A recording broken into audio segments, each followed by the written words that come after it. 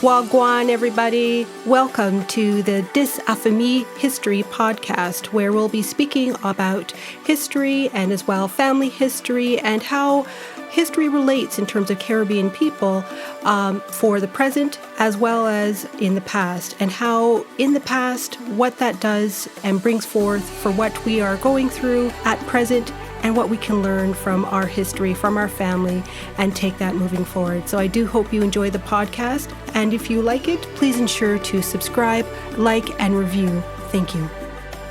Welcome back, everyone, to Dis Affamie History Podcast. I am your host, Wendy Aris, where we center Caribbean histories, memory, and the many ways our stories are carried across time. Today's episode invites us into a different kind of archive, one that is not written, but felt. Not always spoken, but deeply known. We're joined today by Mr. Roderick Sargeant, whose historical piece, Seven Sisters, traces ancestral memory through the plantation landscapes of Barbados.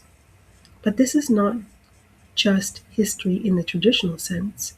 Instead, it is a story that moves through cane fields and boiling houses, through rhythm, spacing, silence, and breath. Blending historical fiction with speculative elements, Seven Sisters asks us to consider how resistance takes shape beyond what is visible.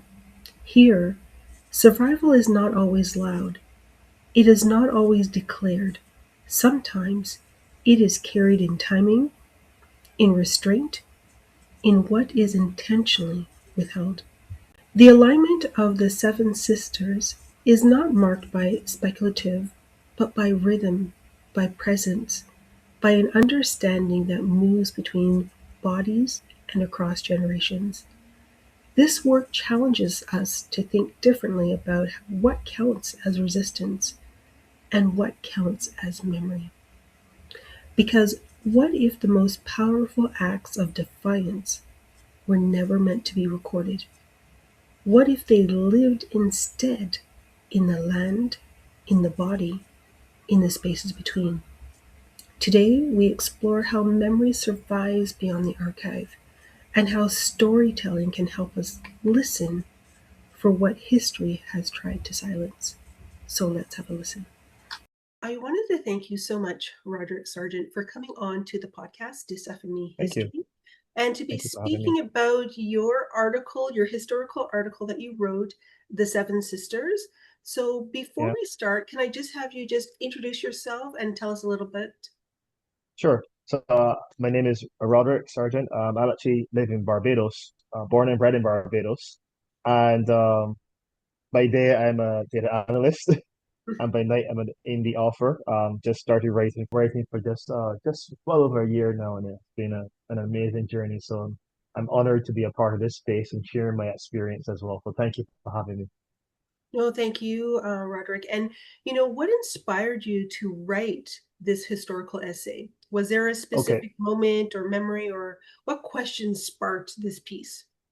Okay, so I'll start with how I actually started writing, and that kind of segues Yeah. into how I wrote this piece. So I remember one day I was coming home from, I was driving home, and there was an accident on the road where I live. I live in the country in St. George, where there are cane fields, Mhm. and I was stuck at one particular spot for a good while, and on the left-hand side of me there were some cane fields. So I almost heard like a whispering in the cane fields. I looked left. I was stuck there for a good like 10 minutes, transfixed on what I was hearing. Like it was this wind, but it was almost like something beneath the wing. And I came home and I was like, I would love to write about that, but I can't write. I don't know the first thing about writing. And that night I went to bed and I had this dream where I was walking these thinking fields and I came to a clearing, and on the hill was like this old abandoned building, like with moss and weathered like a church. And I walked into it curious, and somebody came up and met me and said, "Hey, we've been waiting for you."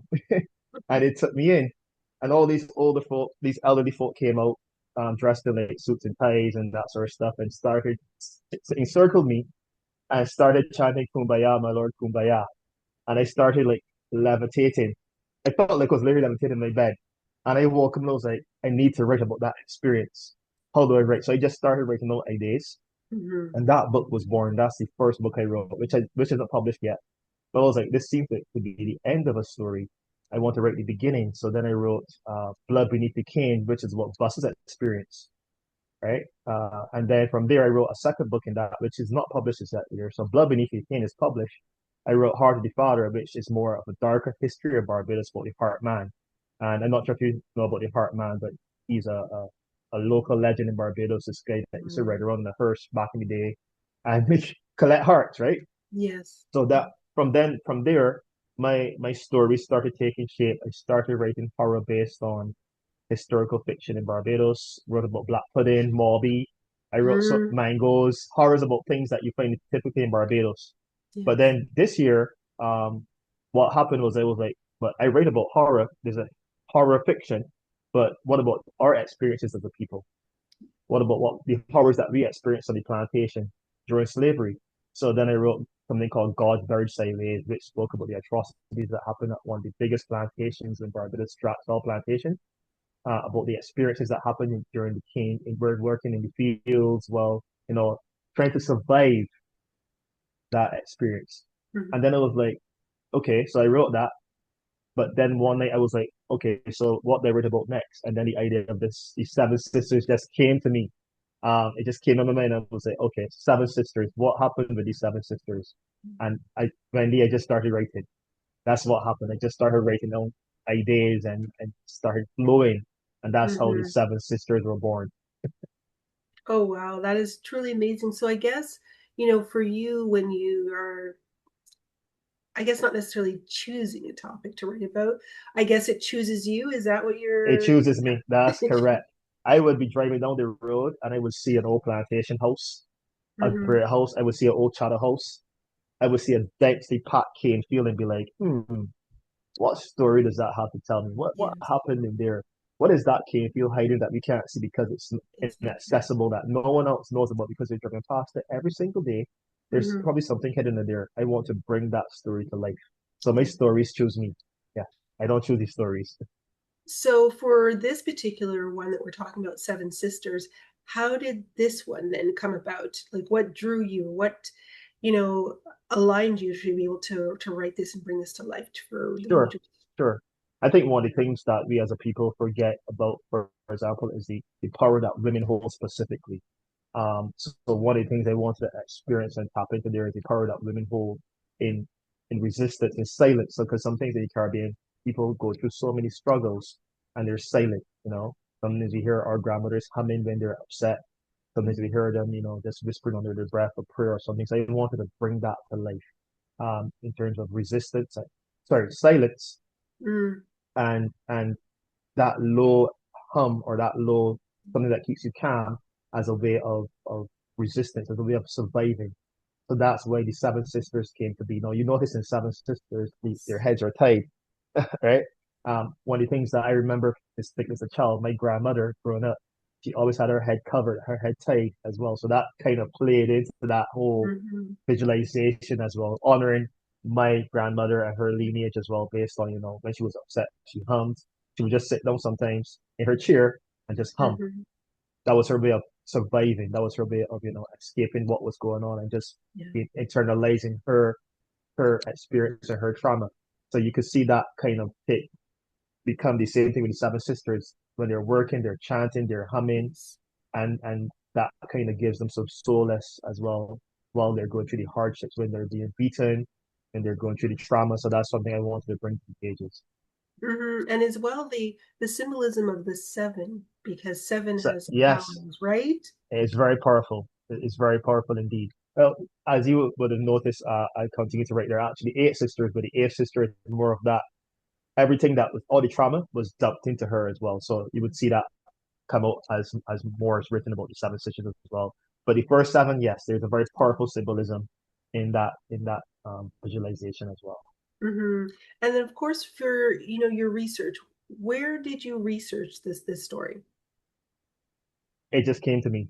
Okay. These stories are born from the thing. Mhm. I have a general idea of what we experience. Yeah. But this is all fiction. So it just Hmm. it just came to me. I would sit down sometimes. When I write, I traditionally I put on some drumming and chanting. Um, and when the drumming started, I would have a bell on my table behind her, ring it to kind of summon the ancestors into the space, bring them into the space with me. And I just sit and they start sharing. The ideas just start to flow. And I'll be like, okay, what do I write about tonight? Okay, Seven Sisters. And again, no, I personally, a lot of people ask me what research I did. Everything I write is fiction. It comes from Mhm. within. But speculative fiction is not just fiction for the sake of fiction. The stories may not be real, but they kind of mirror the experiences that Yes. we had as a people. So I'm not just writing fiction and making up stories. I'm trying to bring to light a lot of the Mhm. things that we have lost um, as a people, the oral history, and trying to kind of shape an experience around that for people to know the younger generation coming up.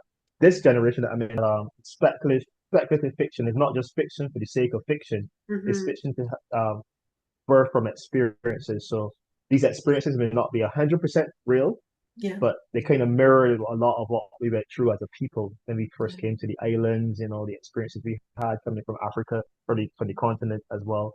And it kind of it's to help not only the future generations, but our current generation as well. Because my grandmother, she would remember a lot of these experiences, right? People in their 90s and 80s and 90s would have these Mhm. experiences, but no, we are so ingrained in society in making that check, you know, keep paying the bills, Yeah. building the houses, erasing our culture, like building on top of what passed that we kind of forget.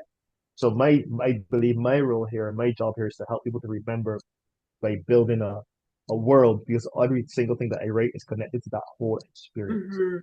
Building a world where people can say, hey, this resonates with me. Let me start doing my own research. Let me start doing my own digging into my family history, what we Mhm. experienced. So that is my goal. Yeah.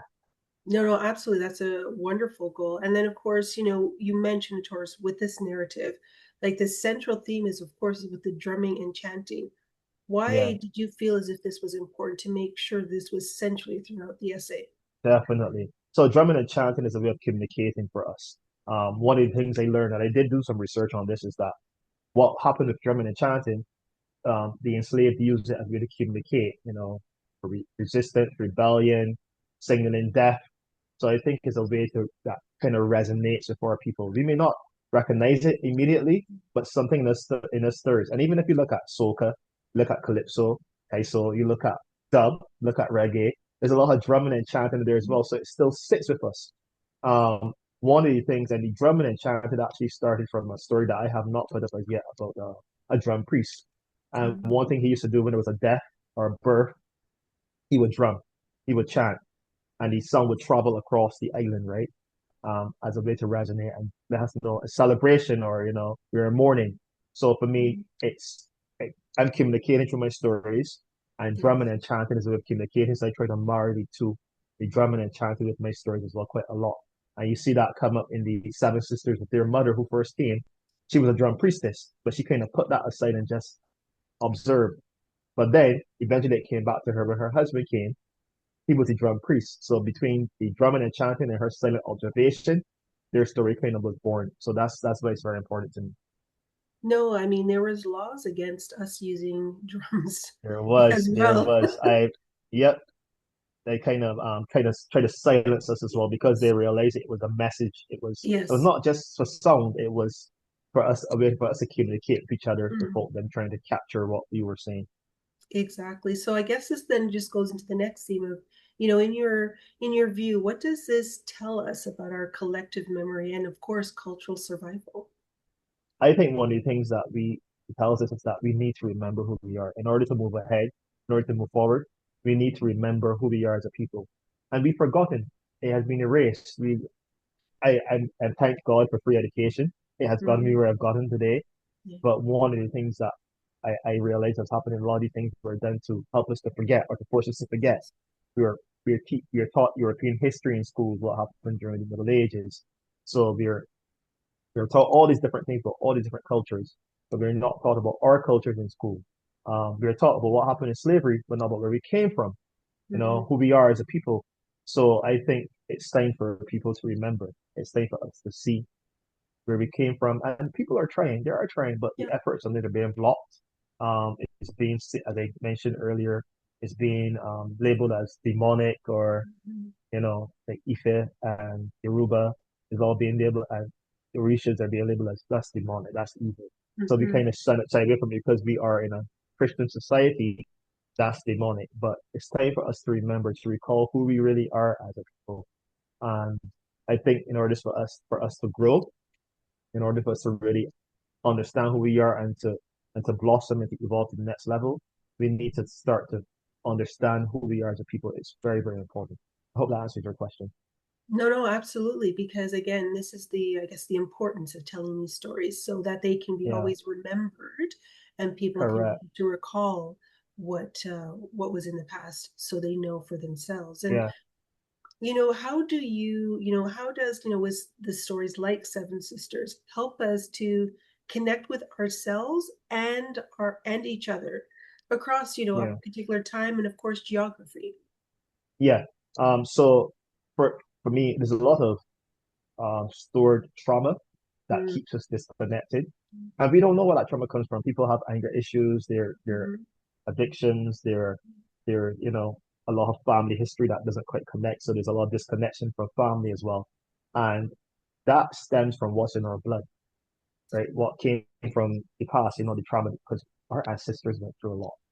Mm-hmm. They were beaten, they were buried without names, they were tormented. People don't understand how it was a lot. People Yeah. don't understand, and that comes down in our blood. Mm-hmm. It is passed down. The trauma is passed down. It's inherited trauma.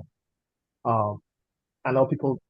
Yeah, I have anger issues, but I don't know why. I don't speak to my sister. I don't speak to my cousin. I don't speak to my brother. There's a disconnection.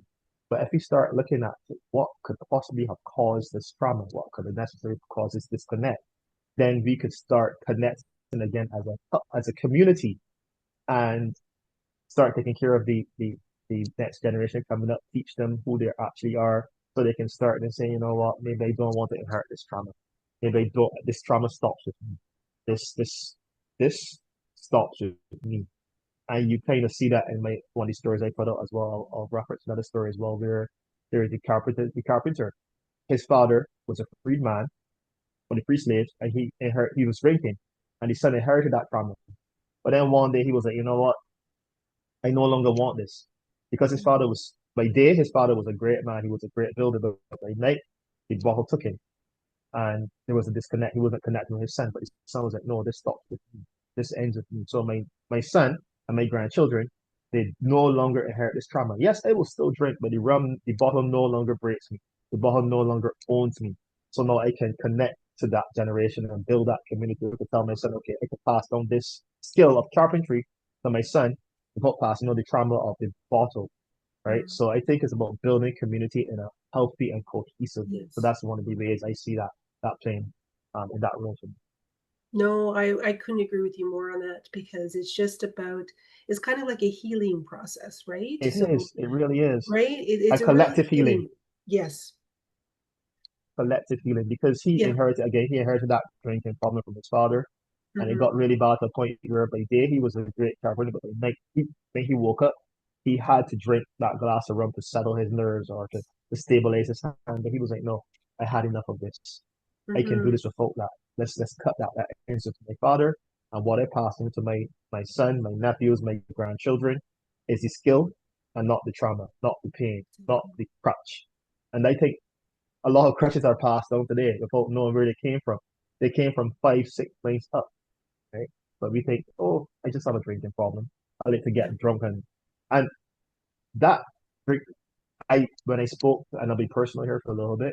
That drinking problem is personal to me because that's something I experienced in my family as well, where I have family members, uncles, and aunts who would drink until they forget they're numb. They go completely blank, right? So that's my way of saying that ends with me as Yes. well. So the next generation, my nephews, would see me building something sustainably with my rating, but not inherit the trauma and the generational curses. Yeah. No, no, Yeah. absolutely. Because it feels, because the reason why all these addictions happen, in my opinion, is that, it's filling an empty void for a lot of people. Correct. And the I feel fact in the that we pain. don't, and it's the fact that we don't know our history as well as we should, Correct. Correct. because it's been told of you don't need to, it's a dark, it's happened. Forget But it's a lot of demonic. that is Forget it. evil, right? A lot of that is Yeah. evil. So, um, For you, for your writing, what if people have told you about your stories or this particular one that's resonated with them? Um, a lot of people ask me, where do you get this information from? Which archive did you go to get this information? How do you know this?